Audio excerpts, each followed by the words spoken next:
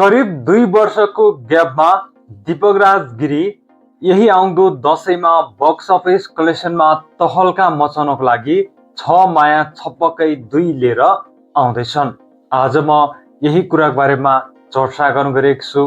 भिडियोलाई पुरा हेरिदिनु होला र मेरो युट्युब च्यानललाई सब्स्क्राइब गर्न भने नभुल्नुहोला।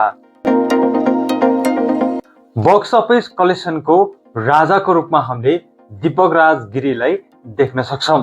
दीपकराज गिरीले अभिनय गरेको चलचित्रहरूले 10 करोड, 15 करोड, 20 करोडको बक्स अफिस कलेक्सन गर्दै आइरहेको छ र दीपकराज गिरीले अभिनय गरेको चलचित्रहरू ब्याक टु ब्याक ब्लकबस्टर भइरहेको छ, जसको कारणले गर्दाखेरि पनि बक्स अफिस कलेक्सनको राजाको रूपमा हामीले दीपकराज गिरीलाई देख्न सक्छौं।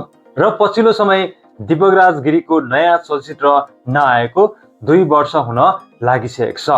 करिब 2 वर्षको ग्यापमा यही आउँदो दशैंमा दीपकराज गिरी छ माया छपक्कै 2 लिएर आउँदैछन्। यतिखेर यो चलचित्रको बवालै चर्चा भइरहेको छ। यो चलचित्रले पनि बक्स अफिस कलेक्सनमा तहल्का मचाउँछ, आगो बाल्छ भनेर चर्चा हुन थालिसकेको छ र यतिखेर यो चलचित्रको धमाधम छायाङ्कन भइरहेको छ। यो चलचित्र यही आउँदो दशैंमा देशभर रिलिज हुँदैछ।